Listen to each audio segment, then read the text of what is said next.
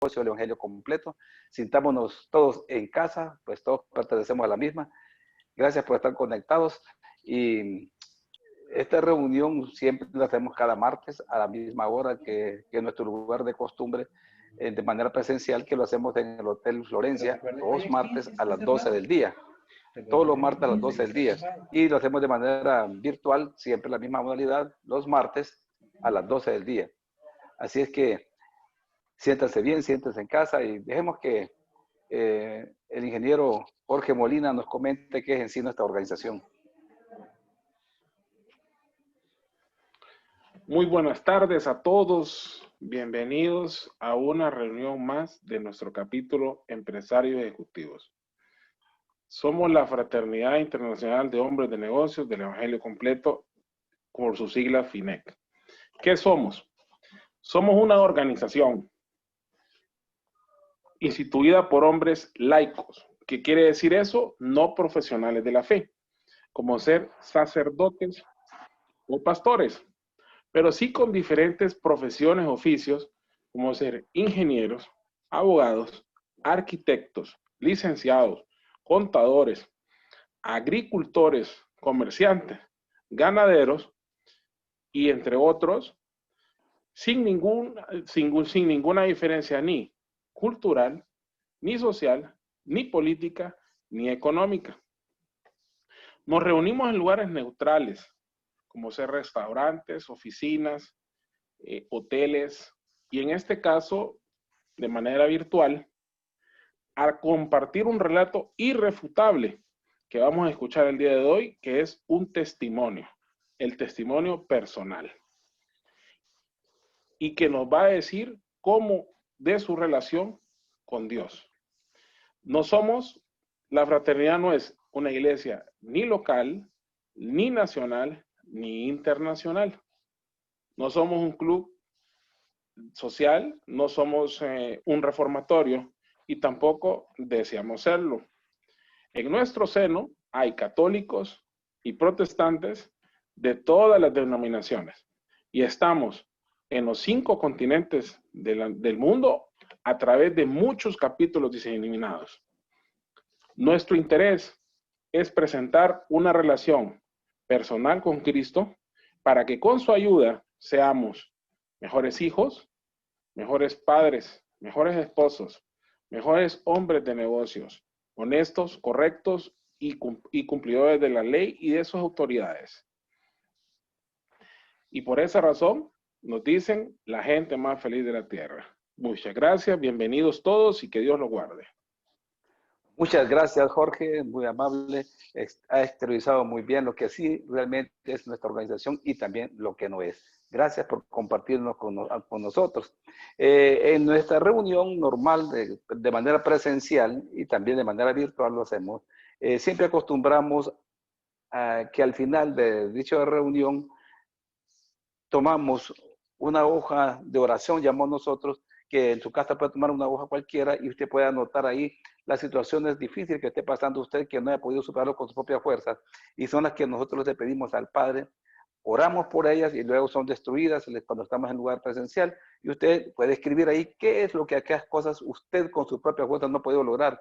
Créalo que precisamente los testimonios verdan donde Dios le ha contestado a uno las peticiones que le ha realizado. Así es que háganlo y si no quiere anotarlo, pues al menos ténganlo en su mente, ¿verdad? Sin mayor preámbulo alguno, vamos a presentar el testimonio de este día y nos referimos al licenciado Gerardo Rivera. Él es casado, padre de 3 hijos y tiene 24 años de estar en nuestra organización. Se desempeña actualmente como gerente general de seguros del país. Así que demos la bienvenida a Gerardo. Gerardo, siéntese en casa y somos todos oídos para usted.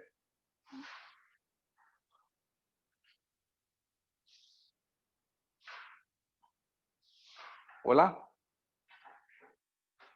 ¿Me escuchan? Ahora sí. Hola a todos. Solo quisiera saber si me están escuchando bien y claro, si alguien me puede hacer así. Perfecto. Bueno, pues ya escucharon mi nombre, Gerardo Rivera. Soy de Tegucigalpa. Vivo ahora acá en San Pedro Sula. Realmente Tengo 58 años de edad, 36 años de casado, voy a cumplir en una semana y media. Tengo 4 hijos, 3 nietos.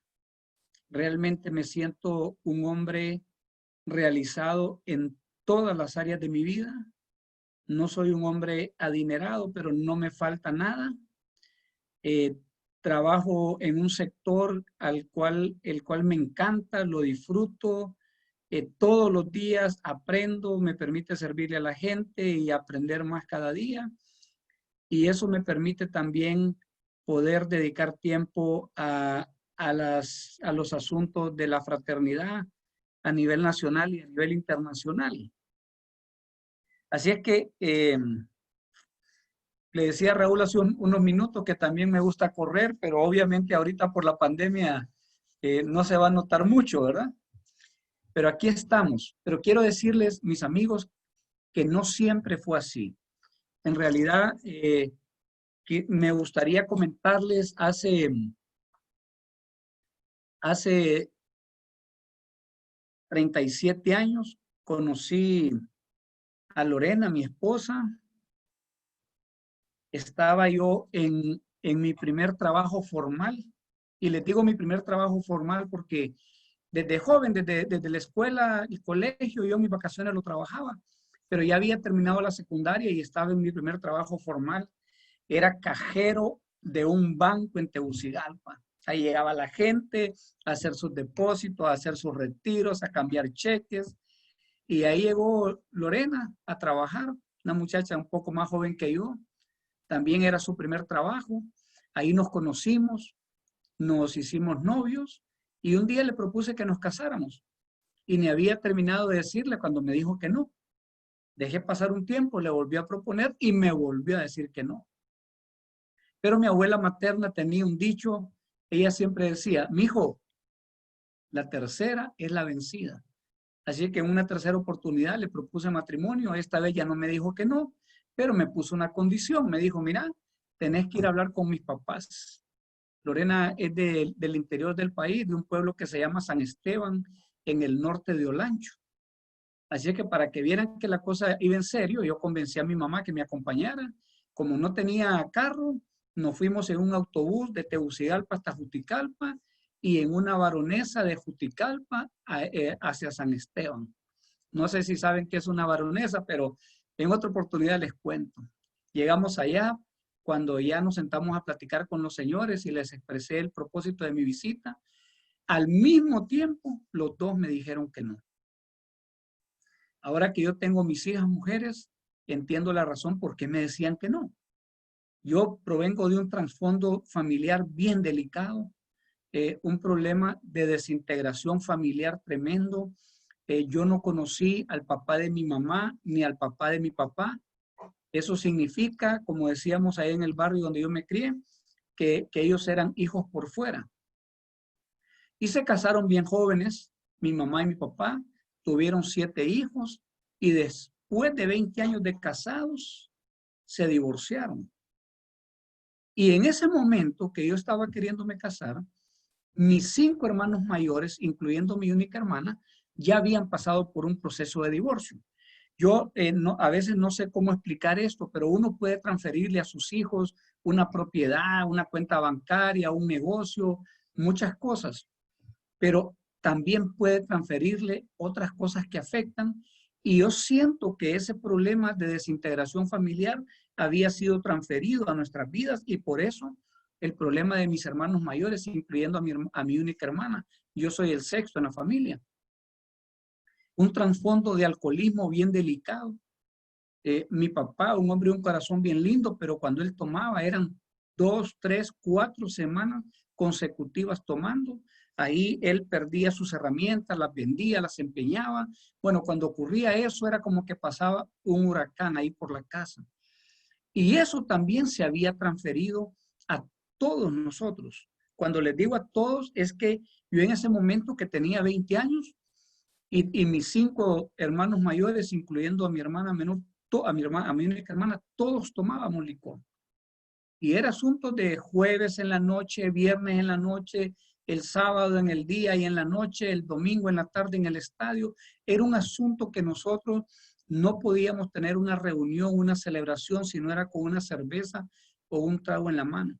Y aunque decíamos, yo personalmente decía que a mí el licor no me hacía daño, que yo la bebida la controlaba, pero realmente no era así. Después les cuento qué fue lo que pasó. Así que imagínense ese problema de ese trasfondo de desintegración familiar, un trasfondo de alcoholismo y además un trasfondo de una pobreza y una miseria tremenda. A causa de la bebida y todas esas cosas, en mi casa siempre hubo problemas económicos. Y cuando mis papás se divorciaron, a mi mamá le tocó salir a la calle prácticamente a luchar en la vida para poder alimentarnos y sacarnos adelante. Así es que era un asunto, pero delicado, de deudas, de no tener aspiraciones, de no soñar, de creer que eso era para otras personas. Y adicionalmente, cuando yo estaba por graduarme del colegio, había embarazado a una novia que tenía en ese tiempo y ya tenía una hija por delante. Entonces, imagínense aquel partido que le había llegado a aquella muchacha, con razón me decían que no, aquel muchacho peludito, flaquito, con la cajetilla de cigarros aquí y con ese trasfondo, ¿no? Pero cuando regresamos a Tegucigalpa, yo tomé de la mano a Lorena y le dije, mira, o nos casamos o terminemos. Prácticamente la obligué a que aceptara casarse conmigo. Ella era menor de edad, yo tenía en ese momento 21 años, ella 18, y el papá tuvo que venir a Tegucigalpa para poder firmar para que nos casáramos, y nos casamos en contra de la voluntad de sus papás.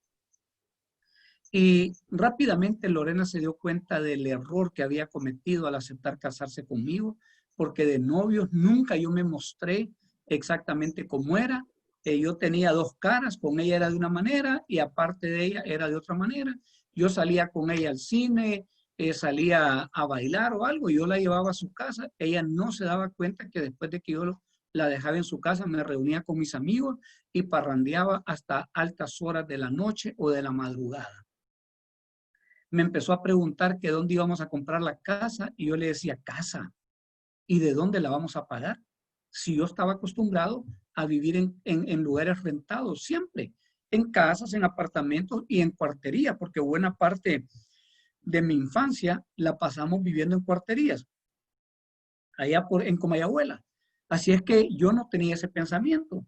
Y ella me preguntaba, ¿y el carro cuándo lo vamos a comprar? Yo en ese momento, 21 años, y yo le decía, mis papás nunca compraron carro. Mis 5 hermanos mayores nunca han comprado carro. Yo no necesito carro, no lo voy a poder pagar. Para mí era el autobús, el taxi colectivo y caminar. Así es que bueno, fue una gran decepción la que se llevó. A ella le habían dicho, no te cases con ese muchacho. Nosotros no te mandamos a Tegucigalpa a trabajar porque no tenés necesidad, te mandamos a estudiar. No te mandamos a enamorarte y peor a casarte. Te va a ir mal. Y entonces cuando empezó a ver esos problemas que teníamos en la casa, que ya nos conocimos, que ya vio verdaderamente quién era yo, ella pensaba, me cuenta, en lo que sus papás le habían dicho. Y entonces empezó rápidamente a maquinar cómo convencer a sus papás de que se iba a divorciar. Pero no pudo porque rápidamente salió embarazada. De ahí nació nuestro primer hijo, que se llama Gerardo, igual que yo. Y a los 3 meses de estar de edad de Gerardo, empezamos a notar unas cosas en él, que él no reaccionaba. Usted le pasaba su mano por aquí enfrente y él no se movía. Él en su cuna no se giraba para un lado o para otro y tampoco era capaz de tomar el biberón con sus manos. Así es que, bueno, fuimos rápidamente a buscar médicos, lo evaluaron, ya lo diagnosticaron, ya conclusión, falta de oxígeno al momento del parto, lesión cerebral severa, y eso implica que tu hijo no va a caminar, va a perder la vista, va a ser como un vegetal y a los 12 o 13 años se te va a morir. Nosotros no asistíamos a ninguna iglesia, no teníamos ninguna relación con Dios, pero usted sabe que en nuestros países, Centroamérica, especialmente aquí en Honduras, desde niño a uno le hablan de que Dios existe. A mí, mi abuela paterna me tomaba de la mano los domingos y me llevaba a misa. A mis papás nunca los vi ir a la iglesia. Yo sabía que Dios existía. Y entonces cuando caímos en aquella situación empezamos a quejarnos de él porque decíamos que era un castigo que Dios nos había mandado. Mi esposa pensaba que por haberse casado en desobediencia con sus papás, Dios la había castigado. Nos cansamos de eso y empezamos a culpar los médicos, nos cansamos de eso y nos empezamos a culpar el uno al otro. Ella me decía, vos sos el culpable porque sos un borracho. Y yo le decía a ella, usted es la culpable porque es muy enojada. Y así se fue erosionando la relación en el matrimonio, así nos fuimos distanciando. Ella tuvo que dejar, siendo una muchacha de excelencia académica, sobresaliente en sus clases en la universidad. De hecho, yo me había matriculado en la universidad no porque quería estudiar, no porque quería un título. Yo me matriculé prácticamente por andar detrás de ella. Y ella tuvo que abandonar su trabajo y su universidad para cuidar a nuestro hijo. Y en un momento ella me dijo, mira, si yo no voy a estudiar, ¿por qué no aprovechas vos? Y entonces, bueno, yo, imagínense que me dijera eso. Yo siempre he sido un hombre bien trabajador, así que entre el trabajo, la universidad y los amigos, yo prácticamente me desconectaba de mi casa. Solo aparecía para las cosas sociales con la familia, pero yo salía temprano, regresaba tarde y en la parranda con mis amigos y avanzando en mis estudios. 5 años después nació nuestra segunda hija. 2 años después me graduó de la universidad y ya graduado de la universidad, me consigo un trabajo en una empresa conocida, ya tenía oficina, ya tenía secretaria, ya tenía carro, ya viajaba por varios países, acá en Centroamérica, México y Sudamérica por asuntos del trabajo. Y miren, aquel muchacho que había pasado aquellas penas, aquel muchacho que sabía lo que era llegar a las 5:30, 6 de la tarde y que no hubiera nada que comer en la casa. Aquel muchacho, aquel niño que había tenido la experiencia de ir a la pulpería a pedir crédito y regresar con las manos vacías y decirle a mi mamá, dice doña fulana que no le da más crédito porque no le ha pagado lo que le debe. Aquel muchacho que después de eso, mamá agarraba una plancha y la empeñaban por 5 lempiras al 20% de interés diario. Aquel muchacho que había pasado todo eso, ahora estaba en una oficina con secretaria y todo. Y un problema difícil, y esto lo digo por mí en realidad, una persona que nunca ha tenido nada, solo llega a tener un poquito y realmente se pierde. Y eso me pasó a mí, yo me perdí, empecé a ver a mi esposa de menos, a mis amigos, ya yo dejé de beber en el barrio y me pasé a beber al Boulevard Morazán, al Boulevard Juan Pablo II, a la salida del sur. Ya dejé de ir, desde niño yo iba al estadio y yo recuerdo cuando llegábamos todos los hipotes del barrio a la Puerta de Sol y nos poníamos, me voy con usted, y ahí entrábamos con adultos y ya cuando estábamos adentro corríamos todos a la zona preferencial a donde nos gustaba reunirnos y ahí mirábamos los partidos. Y así había sido una costumbre ir ahí con mis hermanos y todo, pero ya entonces ya dejé de ir ahí, me pasé a Sombra, después a Silla y a veces a Palco porque había amigos que me invitaban. Y eso fue causando problemas serios en mi matrimonio. Mi esposa vio que en realidad la situación conmigo iba mal. Yo no es que salía un jueves o un viernes en la mañana y decía, hoy voy a ir a conquistar a fulana. No, pero el asunto es que entre la bebida, las parrandas, ir a una discoteca, pues uno termina en adulterio. Y eso me pasó a mí, creyendo que nunca me iban a descubrir, que yo iba a saber manejar la situación, pero realmente no fue así. Yo no había aprendido de los problemas de adulterio en el matrimonio de mis papás, de los problemas de adulterio en los matrimonios de mis hermanos, que por esa razón habían tenido problemas, y yo iba ahí en el mismo camino porque eso era a lo que nosotros estábamos acostumbrados. Así es que mi esposa, viendo la situación, decidió retomar la universidad y terminó su carrera y se ubicó en una empresa bien conocida también, un grupo financiero del país bien conocido, y ahí estaba ella ya preparándose porque decía, este hombre se va a ir, este hombre se va a ir, y yo no me voy a quedar con las manos vacías. Fuimos avanzando y aquel problema de matrimonio, una noche, un viernes en la noche, ese día yo regresé un poco más temprano de lo normal. Me extrañó que la luz de la sala estaba encendida. Cuando yo entré, ahí estaba ella sentada esperándome. En cuanto yo entré, se puso de pie enojadísima, enojadísima. Me dijo de dónde yo venía, con quiénes andaba, qué había estado haciendo. Y yo me puse nervioso. Los nervios me dieron risa y eso a ella le molestó más y me dejó ir una cachetada. ¿Verdad? Que yo digo que a todos los vecinos la han de haber escuchado. Nunca habíamos llegado a esa situación, nos habíamos dejado de hablar, nos habíamos hablado sarcásticamente, nos habíamos ofendido, pero a eso nunca habíamos llegado. Y en ese momentito yo me paro enfrente de ella con el puño así para darle. De todas maneras, a mí nunca nadie me había enseñado cómo tratar a una dama. Yo había visto, siendo un niño pequeño, había visto a mi papá maltratar físicamente a mi mamá y yo lo guardaba allá adentro. Había visto a hombres cercanos a nosotros hacer lo mismo con sus esposas. Y esa noche yo iba en el mismo camino porque eso es lo que pasa, cómo se van transfiriendo algunas cosas de los abuelos a los padres, a los hijos, y eso si no se detiene, eso es una cosa que afecta tremendamente. Pero mire que en ese momentito se me vino a mi mente el rostro de mi mamá, aquella señora, como les conté, tanto esfuerzo que hizo ella para sacarnos adelante con tanta limitación y nunca nos acostamos sin comer. Así que cuando yo siento como el rostro de mi mamá, yo me detengo y yo sentí que hacerle eso a mi esposa era como hacérselo a mi mamá. Así que di la vuelta, no quiero discutir y me fui a acostar. Al rato apareció Lorena ahí a la habitación, había pasado por la cocina recogiendo un cuchillo de esos de cortar carne y se paró en la puerta y me lo enseñó y me dijo, mira, solo voy a esperar que te durmas. Y me dijo muchas cosas más.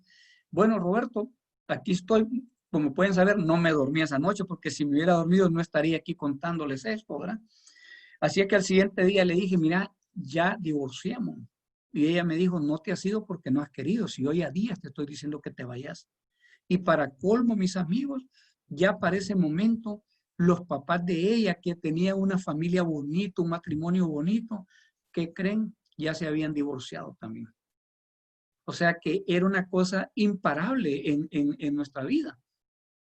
En medio de esa situación, acepté finalmente una invitación. Y digo acepté finalmente porque por muchos meses me estuvieron invitando, pero yo decía que era un hombre muy ocupado para andar en esas cosas y eso dentro de mi ignorancia.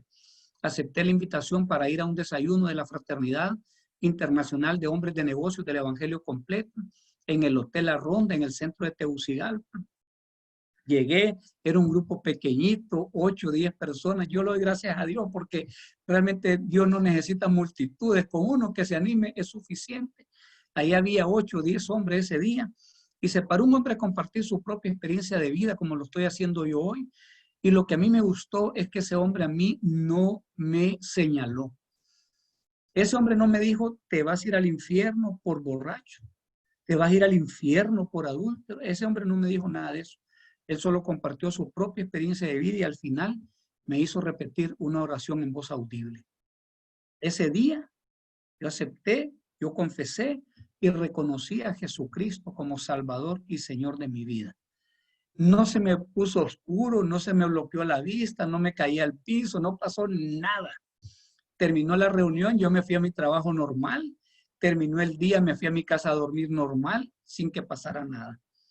Pero al siguiente día, yo siento que para mí, esa mañana de ese martes, marca un antes y un después en mi vida. Empecé a asistir a las reuniones, empecé a servir porque hay aquellos hombres, ellos hablaban de que servir es lo mejor que uno puede hacer. Me fui involucrando en ello. Empecé a invitar a mi esposa para ir a eventos que teníamos familiares ahí en la ciudad, en otros lugares de Honduras, fuera de Honduras, donde había un evento que a mí me avisaban que era familiar matrimonial. Allá iba yo con mi esposa y empezamos a asistir 3 años. Ya era yo el presidente del capítulo. Ya andaba yo, de verdad me sentía que caminaba con unas alas, que andaba una cosita aquí redonda, ¿verdad? Me sentía un ángel de verdad. Engañado porque después me di cuenta que mi esposa decía, este es un mentiroso, yo no le creo. Ella oía que iba a las reuniones de trabajo y no me creía. Miraba que hacíamos los eventos del capítulo y decía, no, este es un mentiroso, este no va a cambiar. Yo voy a seguir con mi plan, decía ella. El plan de ella era divorciarse. Ahora, como ya era de los hombres de negocios, entonces yo decidí que no debía trabajar para nadie, sino que debía emprender mi propio negocio y ser hombre de negocio. Y entonces renuncié al trabajo que tenía en ese momento. Decidí emprender varios proyectos. Ninguno me salió.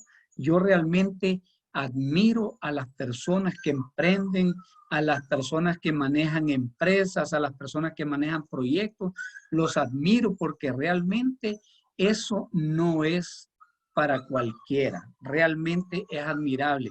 Yo intenté por todos los medios intenté hacer cosas, proyectos, nada me salía. ¿Saben qué pasó? Resultó que se me fue gastando el dinero que tenía en los ahorros. Resultó que tuve que vender mi carro y me quedé a pie. Que por mucho que buscaba, por un lado y por otro, nada me salía. Y pasó al final que me quedo a pie, sin dinero, sin negocio y sin trabajo. Y mi esposa le estaba yendo bien. Y después de que yo le negaba a ella el único carro que teníamos, se lo negaba para llevar a nuestro hijo a sus terapias, ahora yo andaba a pie y ella andaba en carro del año. Ahora yo no podía decir a dónde íbamos a ir a comer porque no era yo quien pagaba la cuenta, sino que quien pagaba la cuenta era ella. Y miren, empecé a vivir una experiencia bien difícil en mi vida, porque el orgullo lo mata a uno, porque uno está acostumbrado que es el que pone la cara, que es el que paga la cuenta, que es el que hace todo, pero realmente me fue muy mal. Y al final, lo que pasó, que en ese momento, después me di cuenta que mi esposa decía, este es el momento. Ahora es cuando le voy a pegar su patada para que se vaya. Este es el momento de vengarme por todas las cosas que me hizo. Porque ella decía que realmente que eran mentiras y que efectivamente a mí me iba mal precisamente porque yo mentía. Yo me quejaba y yo decía, ¿cómo es posible que antes cuando andaba parrandeando, haciendo cosas indebidas, a mí me iba bien? Y ahora que le sirvo al Señor, que ando aquí en sus caminos, ahora todo me va mal.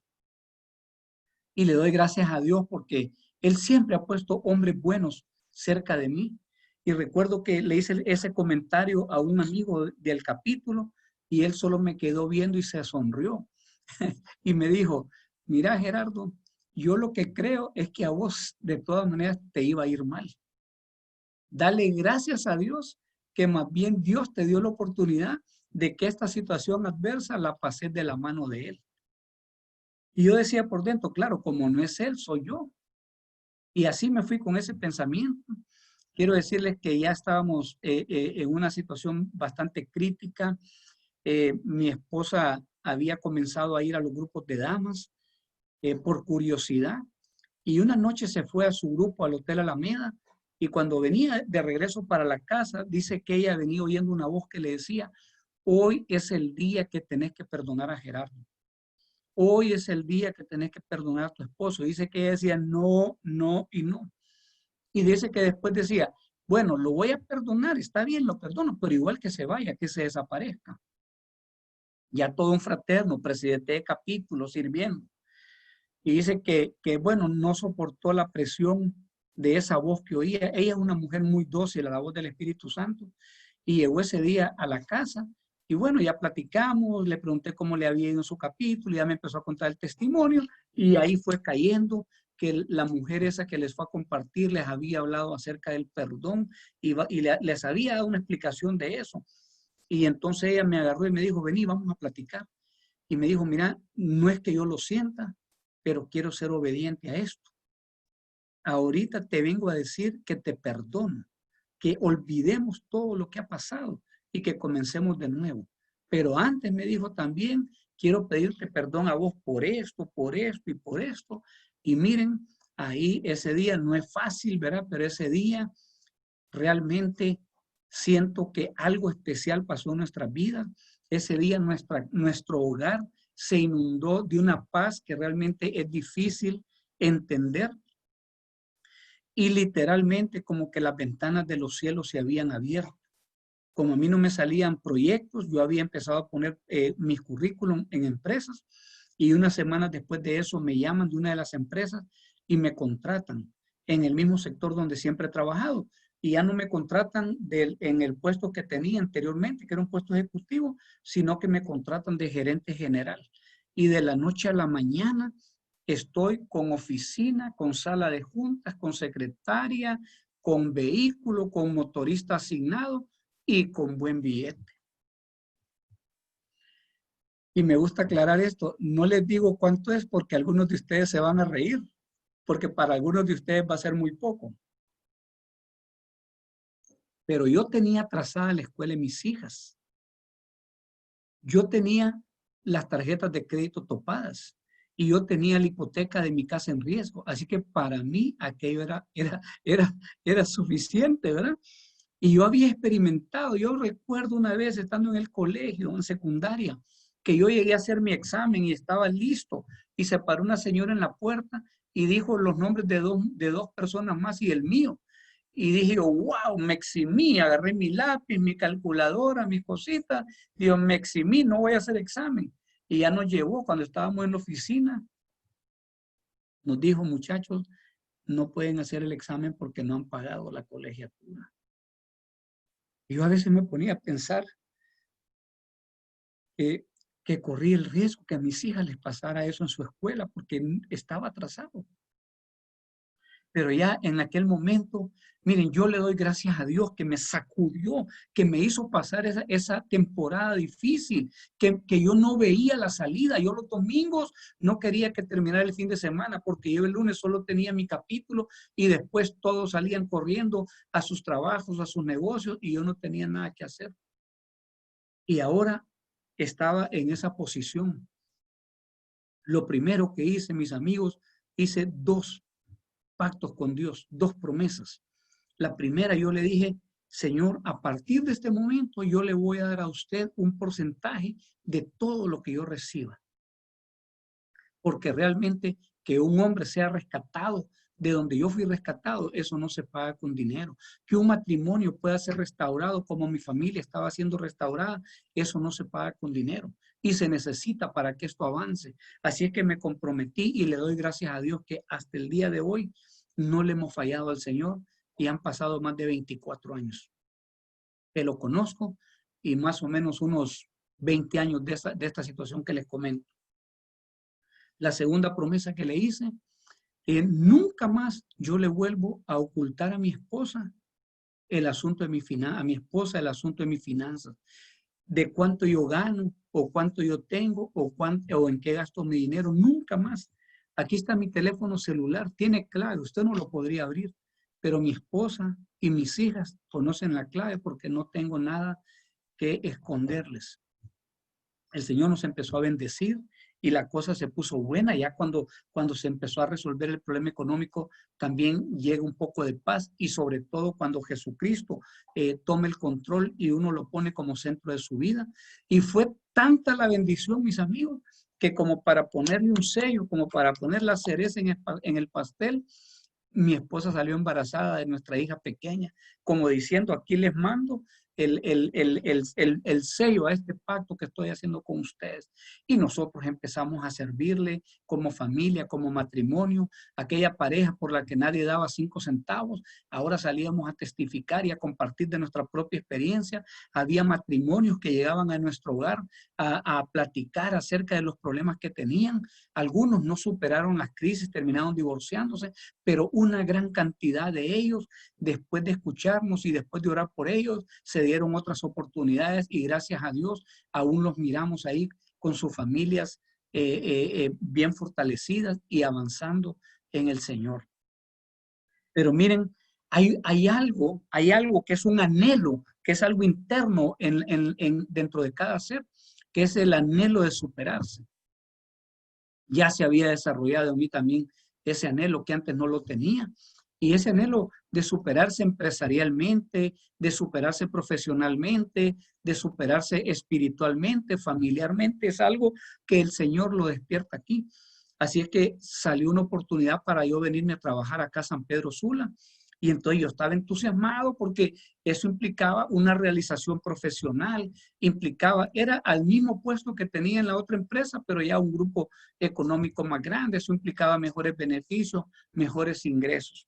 Así que estábamos en el proceso de negociación y un fraterno se nos acercó un día y nos dijo, tengan mucho cuidado, muchachos, porque ustedes están dejando lo que Dios les ha dado acá por ir tras el Dios del dinero. No me gustó, pero le doy gracias a Dios porque después empecé a recapacitar sobre lo que aquel hombre había dicho y empezamos a orar de una manera diferente con mi esposa porque hemos aprendido a orar juntos y hemos aprendido a tomar las decisiones juntos y llegamos a una conclusión y le empezamos a pedir a Dios que si el movimiento era únicamente por dinero, que por favor Él cerrara todas las puertas, pero que si era en el propósito de Él para nuestras vidas, que las abriera. Pero lo hacíamos de corazón, anhelando que se diera la oportunidad, pero creyendo que si no nos convenía, que mejor no nos movíamos. Finalmente se dio la oportunidad, nos trasladamos a vivir a San Pedro Sula. Y bueno, yo como había estado sirviendo allá en la fraternidad a nivel nacional también, entonces lo primero que hice fue buscar mi capítulo aquí en San Pedro Sula. Tengo 14 años de estar en el capítulo ejecutivo sanpedrano, pero cuando llegamos acá, yo pensaba en aquello que yo le había dicho al Señor, que yo le había pedido, Señor, que sea en un propósito suyo. Y empecé a buscar cuál era el propósito. Y quiero decirles, mis amigos, que con el tiempo yo fui encontrando el propósito de Dios para mi vida. Y me gusta compartir esta frase que dice que hay un hombre, un escritor famoso que en paz descanse, que él dice que la peor tragedia en la vida de una persona no es la muerte, que la peor tragedia en la vida de una persona es vivir una vida sin propósito. Y yo le empecé a decir al Señor que me dijera cuál era el propósito de Él, tanto para mi esposa como para mí, para mi familia, y lo fuimos encontrando. Quiero decirles que a veces yo pensaba que a lo mejor mi llamado es que yo sea un hombre que dé conferencias a nivel internacional o un gran evangelista o que ocupe cargos dentro de las juntas directivas nacionales o internacionales, pero en la búsqueda de ese propósito, en oración y todo, llegué a la conclusión de que yo soy un ayudador, que ese es mi propósito. Yo tengo escrito aquí cuál es el propósito de Dios para mi vida. Y lo pongo ahí porque ahí lo voy a estar revisando permanentemente y algunos propósitos de Dios son para mucho tiempo, otros son para proyectos, para corto tiempo y lo voy integrando. Mire que estando aquí en San Pedro Sula, siendo gerente de esta compañía, me eligen como presidente de la junta directiva de la Cámara Hondureña de Aseguradores. Y siendo presidente de la Cámara, nosotros los aseguradores a nivel mundial, una vez al año hacemos un evento internacional. Y a Honduras nunca había venido ese evento por las cosas que ustedes saben, ¿verdad? Que se necesita logística, hoteles y seguridad y un montón de cosas. Pero nosotros solicitamos que se nos permitiera organizarlo y después de una negociación y convencimiento, nos aceptaron que en el 2011 hiciéramos ese evento aquí en San Pedro Sula. Mira, don Roberto, era en el momento más crítico de la seguridad aquí en esta ciudad. El índice de homicidios, el más alto en el mundo, robo de vehículos, secuestro, un montón de cosas. Y mire que me tocó como presidente junto con el comité y la gente que organizamos esto, hablar con el gobierno, con el Ministerio de Turismo, seguridad, hacer un plan no solo del evento, sino de seguridad y de muchas cosas. Y eso me permitió ver varias cosas, aprender muchas cosas. Yo desde joven había sido bien inquieto y yo era de los que organizaba partidos de fútbol, fiestas, paseos y todo. Y me vengo a topar con esa oportunidad. Y bueno, tomo toda esa experiencia. ¿Y por qué les voy contando esto? porque cuando Dios toma control del asunto, Él va allanando el camino para cumplir el propósito en la vida de las personas.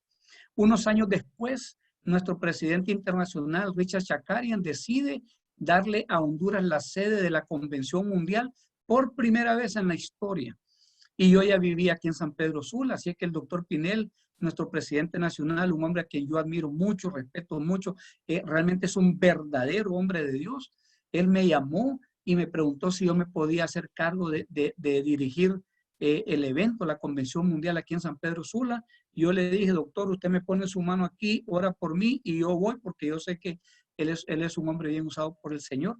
Así que imagínense que aquel proyecto que yo en el que había participado siendo presidente de una organización secular, hoy esa experiencia yo la estaba poniendo en práctica para organizar un evento para el Señor y seguir en el propósito que Dios tenía para mi vida.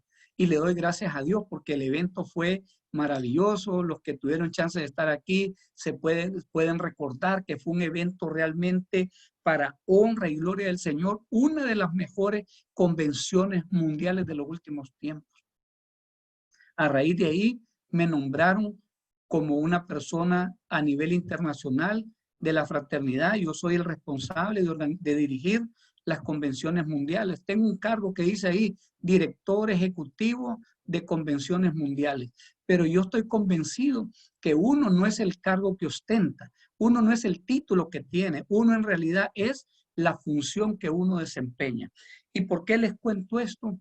Hay una palabra que a mí me encanta porque yo creo que cada uno de nosotros debe encontrar el propósito que Dios tiene para su vida. Yo pensaba, como les dije, que podía ser un gran conferencista, un gran orador, pero en realidad Dios sabe qué es lo que necesita de cada uno de nosotros. Y cuando uno encuentra el propósito de Dios para su vida, en mi caso personal, eso me ha traído felicidad, alegría, gozo y voy para adelante. Y miren, en la palabra de Dios, en el Salmo 138:8, hay una porción que dice, Dios cumplirá su propósito en mí. Hasta lo voy a repetir, mire, dice, Dios cumplirá su propósito en mí. Así es que yo desde que descubrí eso, mire, yo lo he agarrado y me aferro a eso. Yo digo, Dios va a cumplir su propósito en mí. Y se acuerdan toda esa situación, ese desierto financiero que yo pasé, que les cuento. Encontré una palabra en la Biblia, Romanos 8:28, que dice que todas las cosas ayudan a bien a los que le aman. Pero hay una segunda porción que dice, esto es a los que conforme a su propósito son llamados. Por eso yo digo, ¿cómo yo lucho por mi propósito en mi vida? Porque yo voy descubriendo. Entonces, cualquier cosa que pasé, aquella época trágica, difícil que pasé, me sirvió para entender varias cosas, hacer esos compromisos con el Señor y descubrir los principios del reino de Dios para el manejo de nuestras finanzas empresariales, familiares, personales, en toda índole. Y también aquella experiencia que tuve de realizar aquel proyecto en lo secular, eso también me ayudó para poder organizar para honra y gloria del Señor esa convención como la hicimos. Así es que, mis amigos, yo quiero decirles que, no, como les dije al inicio, no soy un hombre adinerado, pero realmente Dios ha sido bueno conmigo. Yo estudié administración de empresas, tengo una maestría en finanzas, mi esposa estudió negocios también tiene una maestría a nivel internacional. Yo manejaba presupuestos inmensos en la empresa, ella manejaba presupuestos inmensos en la empresa donde ella trabaja, pero ¿saben qué? No teníamos la experiencia para manejar las finanzas en el hogar, las finanzas personales. ¿Saben qué hicimos? Nos metimos a tomar cursos de finanzas en el hogar, fundamentados en la palabra de Dios. Y hay principios bien sencillos. Hay principios que dice que uno tiene que darle a Dios lo que a Él le corresponde, que lo primero que hay que hacer es darle a Dios lo que a Él le corresponde. Y como les decía, yo eso ya lo había hecho un compromiso e hicimos ese pacto con el Señor. Ahí aprendimos también que uno honra a Dios con lo que le da y también honra a Dios haciendo buen uso de lo que a uno le queda. Y también aprendí, hay una historia que ustedes deben haberle escuchado de los tiempos de las vacas gordas y los tiempos de las vacas flacas. Eso es tan sencillo como que hay tiempos de bondad, de bonanza, y hay tiempos de escasez, y que en los tiempos de bonanza hay que guardar para los tiempos de escasez. Y nosotros aprendimos ese principio y lo hemos puesto en práctica. ¿Y qué cosa aprendimos nosotros al hacer eso? Aprendimos que no nos podemos gastar todo lo que recibimos, que de lo que recibimos nosotros también tenemos que guardar algo porque hay que ahorrar. Ese es un principio. Que hay que invertir también. Ese es otro principio. Sin dejar de darle al Señor lo que a Él le corresponde. Y adicionalmente a eso, lo que aprendimos con mi esposa es que nosotros no tenemos que andar apantallando a nadie. Yo no tengo que andar en un carro que no puedo pagar, o mi esposa. No podemos hacer un viaje que no podemos pagar.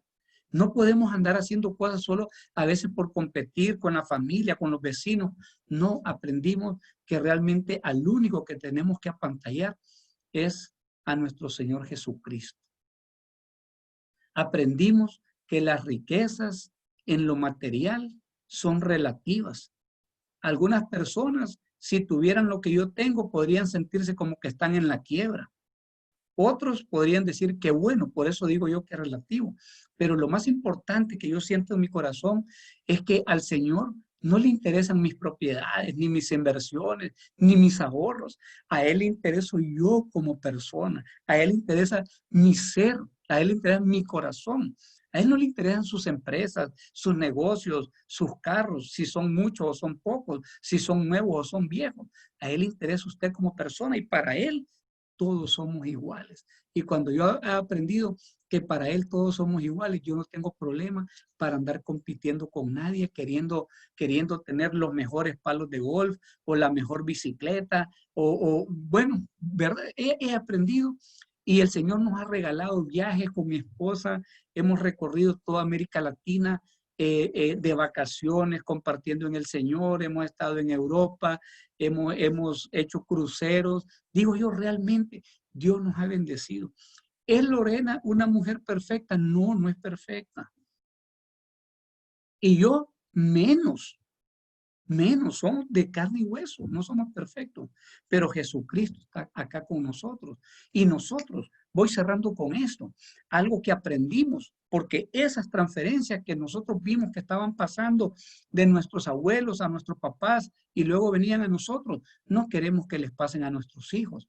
Así es que hemos orado rompiendo toda maldición generacional sobre la vida de nosotros, de cosas conocidas o desconocidas, y declarando que eso ya no tiene arte ni parte ni en nosotros, y mucho menos en nuestros hijos, y los hijos de nuestros hijos, y los hijos de los hijos de nuestros hijos, hasta la tercera y cuarta generación, porque así dice la palabra que nos da la potestad para que podamos orar y anular, para que esas cosas pasen lo malo de una generación a otra.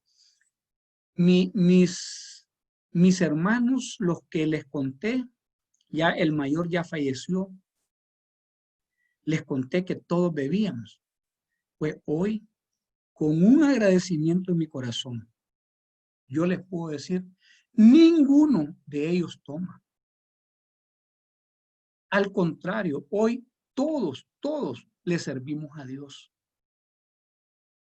Hoy, los que experimentaron problemas de divorcio y problemas matrimoniales, hoy tienen matrimonios sólidos, familias estables. Unos se fueron a servir a la iglesia católica, otros se fueron a servir a la iglesia evangélica, otros nos quedamos aquí en fraternidad, incluyendo a mi hermano menor, que el menor de todos, que no es hijo de padre y madre, que es del segundo matrimonio de mi papá, incluyéndole a él. Todos le servimos al Señor. ¿Usted cree que eso usted lo puede comprar con dinero? No, eso no se compra con dinero.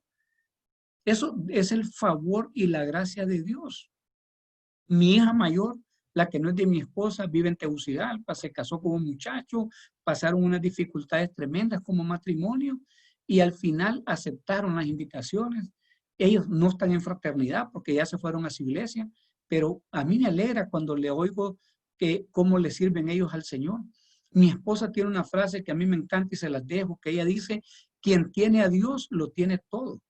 Y yo creo que si mi hija y su esposo tienen a Dios, prácticamente lo tienen todo. Entonces pueden luchar por otras cosas, pero me encanta verlos así. Mi segunda hija se graduó aquí en Honduras, la mandé a Estados Unidos a hacer una maestría. Cuando regresó se comprometió con su novio, un muchacho no adinerado, sino un muchacho de una familia luchadora como nosotros. En algún momento de su vida él también había ido a Estados Unidos a estudiar con su propio esfuerzo. Y mire, yo oraba por el esposo para mi hija. Y yo cuando conocí a ese muchacho, yo supe que ese muchacho era la respuesta a mis oraciones.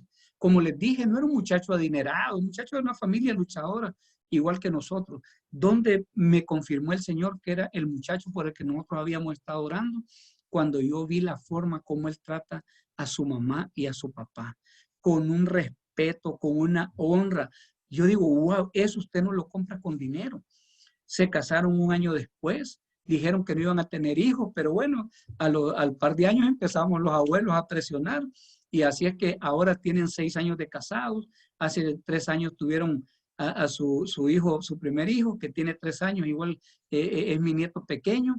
Los dos trabajan en unas corporaciones conocidas, y les va bien. Pero ¿sabe qué? Cuando yo los miro, cómo sirven al Señor. Ellos no se quedaron en fraternidad, también se fueron a su iglesia. Yo los miro y digo, realmente eso es lo maravilloso. Eso es lo maravilloso. Yo no los miro a ellos. A la edad que ellos tienen, cuando yo tenía esa edad, andaba enredado en la vida. Yo no los miro a ellos enredados. Yo no los miro a ellos con problemas económicos. No los miro a ellos queriendo aparentar, andando en carros de lujo. Yo los miro a ellos, bueno, hasta cuentas de ahorro para la universidad de su hijo que apenas tiene 3 años. Eso yo se lo agradezco al Señor. Mi hija pequeña, 21 años, la que les conté que fue como la cereza en el pastel, la tengo estudiando allá en el Tecnológico de Monterrey. Bueno, ahorita la tenemos aquí en casa.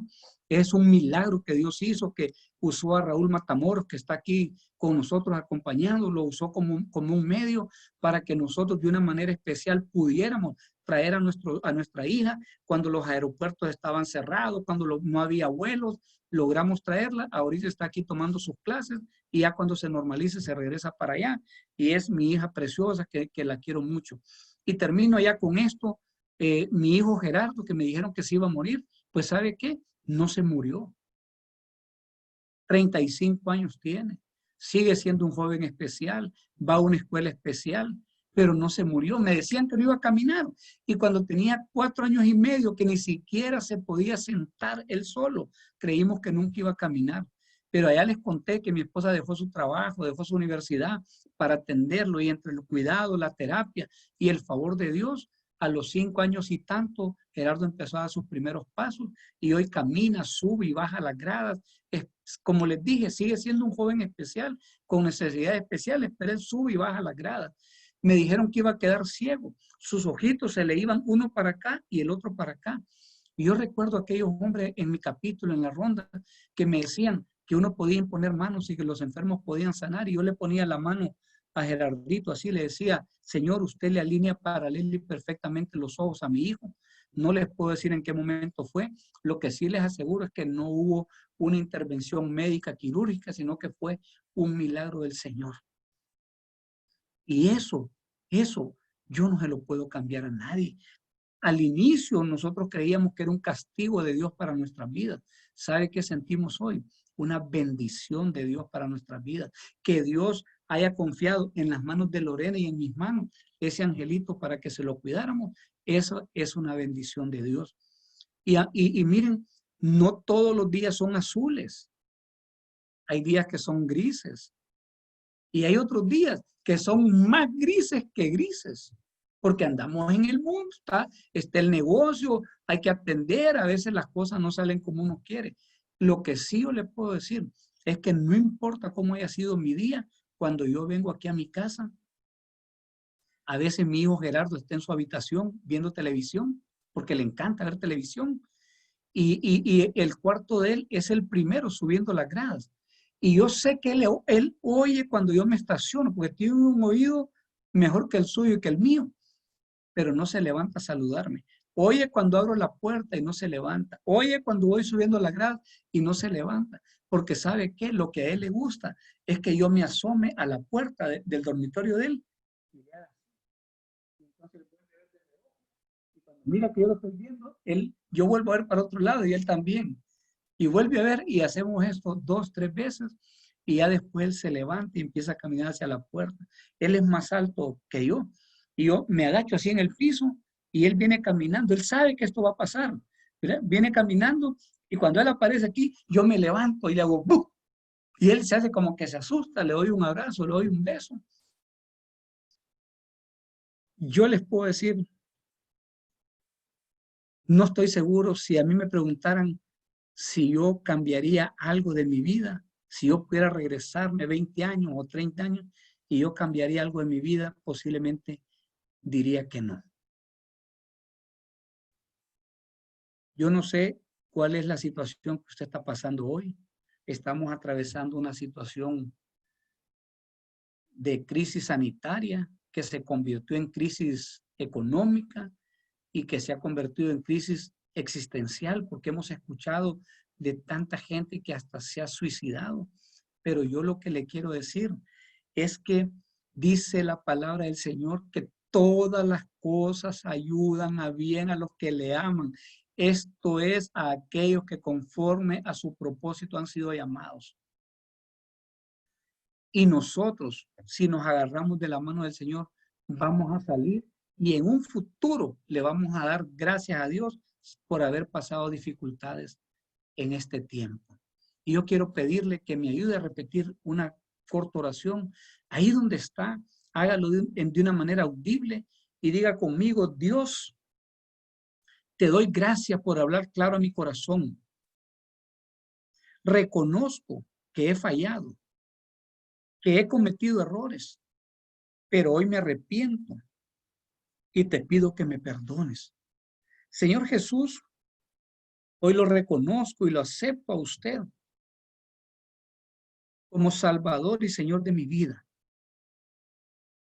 Espíritu Santo de Dios, hoy yo recibo su llenura en todo mi ser. Y este día, Señor, yo le pido que me ayude a afirmarme en el propósito que usted tiene para mi vida. ¿En qué quiere usted que yo le sirva? No en lo que yo quiera, sino en lo que usted quiere que yo le sirva. Muéstremelo para saber qué es el papel que yo voy a jugar dentro del equipo de servidores que usted tiene para este tiempo, en Tegucigalpa, en Honduras o en el mundo entero. ¿Qué es lo que usted quiere que yo haga? Y yo lo voy a hacer. Todo esto lo pido en el nombre del Padre, del Hijo y del Espíritu Santo. Amén. Amén. Amén. Muchas gracias, Roberto. Perdone que se me fue. Perdónenme, creo que me pasé un poco del tiempo, pero bueno. Está bien así. Está bueno, ya estamos bien en tiempo. Gracias, Gerardo, por su magnífico testimonio. Quiero comentarles algo, compañeros, que hemos escuchado en viva voz de Gerardo, lo que nos ha impresionado a todos. Y es que realmente hay 3 fechas importantes en la vida de una persona. La fecha en que nació físicamente, la fecha en que nació nuevamente con el Señor Jesucristo y la fecha en que encontró el propósito en su vida. ¿Para qué vino usted aquí? ¿A qué vino? ¿Cuál es su llamado? ¿A qué vino a esta tierra? Si usted logra ese último aspecto, quiero decirle que usted va a ser de la gente más feliz de la tierra, que hasta el trabajo, lo que haga, lo va a sentir tan bien. Quiero decir, al final del día ya no juego porque su trabajo será como un juego de diversión. Y usted va a encontrar el propósito de ¿para qué quiere? ¿En qué quiere que usted, que Dios lo use? Todos tenemos diferentes llamados y también tenemos talentos que hasta los talentos se organizan también. Y ese llamado vale la pena hacerlo. Gerardo es una persona más feliz de la tierra. Y dice, no porque tiene algo, no porque tiene poco, tiene mucho, es porque tiene a Dios en su corazón y encontró ese propósito en la vida para el cual ha sido llamado. Me impresionó mucho realmente su participación. Nos llenamos de gozo porque, bueno, la vida de Gerardo es la típica, casi todos nosotros que venimos desde bien abajo y a Dios le ha placido de que esté en sitial de que estamos hasta ahora en este momento. grandioso es el Señor y vale la pena vivir, no vivir de apariencias, como dice Gerardo, que a veces por vivir apariencias gastamos las cosas que creemos para algo necesario en cosas innecesarias, para vender después innecesario, para comprar cosas que sí realmente necesitamos, por andar aparentando lo que no somos. Gerardo siempre se ha mantenido, siempre desde que yo lo conozco, hace muchos, muchos años, desde que antes de que yo no la tenía, creo, ya el hombre siempre ha sido un hombre ponderado, ponderado, ponderado, y Dios lo está honrando también. Qué bueno. Ojalá si fuéramos todos. Vamos a pedirle a Jorge Molina que ore por favor por Gerardo, para que Dios llene su copa nuevamente y le pueda vertir en otro lugar. Jorge. Gracias, gracias Roberto. Dios lo bendiga, Dios te bendiga Gerardo. Qué lindo testimonio. Qué gusto, Jorge. Padre, hoy te doy gracias por la vida de Gerardo Rivera y de su familia. Sí, sí. Padre, a lo largo de ese testimonio hemos escuchado cómo tú lo has traído, Señor, a lo largo de toda su vida. Desde los momentos de necesidad en su niñez hasta los momentos en los que ha rebosado su copa, rebalsado su copa a esta altura de su vida. Hoy, Padre Santo, podemos ser presentes, hemos sido presentes, Señor, hemos visto cómo tú, Padre Santo, has sido fiel a lo largo de su vida, Señor. Bendecimos la vida de su hijo Gerardo, su hijo mayor, Señor, después todos sus hijos, Señor. Gracias porque sabemos que este muchacho es parte fundamental de su vida, Señor, parte fundamental de su familia. Y lo que en un momento no se entendió, hoy, Padre Santo, sabemos que es un eje fundamental para ellos. Gracias, Padre, por su esposa, porque es la ayuda idónea a todo lo que se hace. Y gracias, Padre Santo, porque has ido sembrando en sus hijas el deseo de poderte servir y de ser personas correctas y honestas. Hoy bendigo la vida de Gerardo, Señor, en el nombre de Jesús, cuida su testimonio y permítele, Señor, que siga poniendo en alto, Señor, el nombre no solamente de su familia, sino el nombre de nuestro país, Señor, en cada cosa que él hace.